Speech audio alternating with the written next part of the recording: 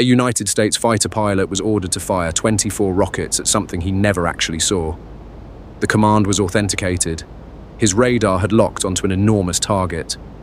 Then, seconds before he could fire, it vanished. This is field file number 5, the 1957 RAF Manston Intercept. On the night of the 20th of May, 1957, Lieutenant Milton Torres was serving with the United States Air Force at RAF Manston in Kent. Britain was deep inside the Cold War. Fighters stood ready for unidentified approaches across the North Sea.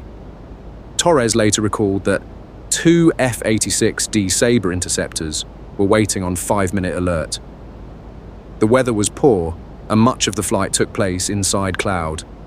Shortly after the scramble order, he was directed northeast, across the coast and toward the sea east of East Anglia.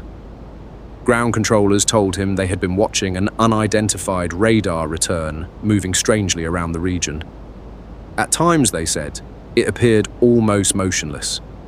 Torres was told to use full afterburner and climb to roughly 31,000 feet. He later wrote that the Sabre was traveling at about 0.92 Mach, close to its maximum level speed. He could see no stars, ground lights, or horizon. There was nothing outside the canopy but cloud and darkness.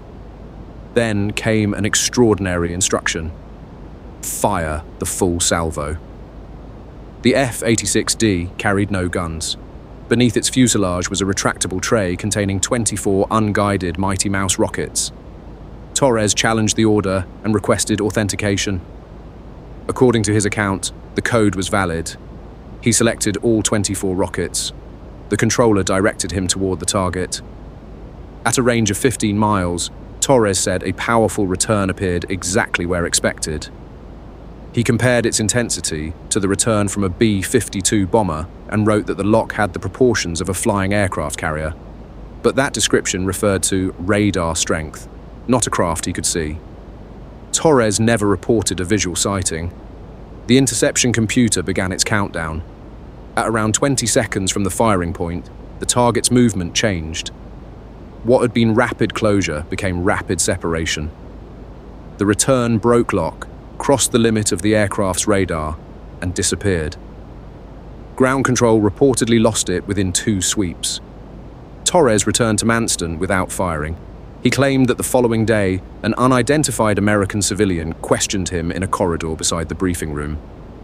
Torres remembered a well-dressed man in a dark blue trench coat who warned him not to discuss the incident, even with his commander.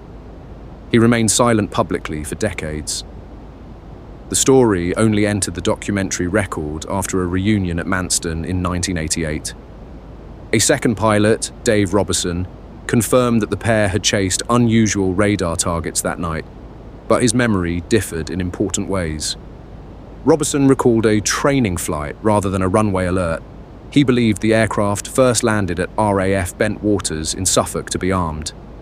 He remembered multiple unknowns across a larger area and unsuccessful attempts to gain radar or visual contact near Norwich. He did not remember the order to fire or the private warning, although he accepted that Torres had been excited about obtaining a lock. Those differences matter. More than 30 years had passed before either account was recorded.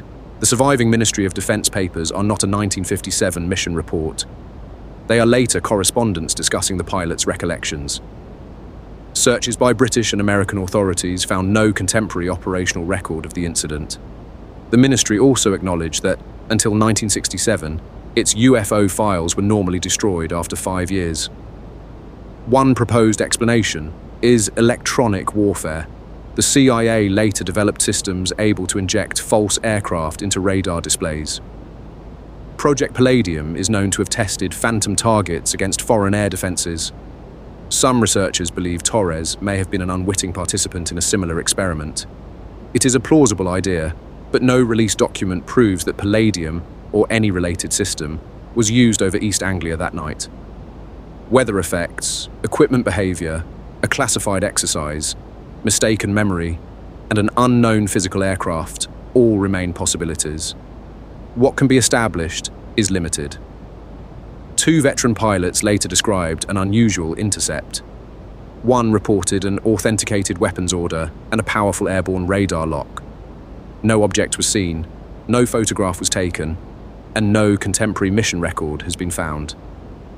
Was it an extraordinary craft, a radar ghost, or a Cold War test whose purpose remained hidden from the men sent to investigate it?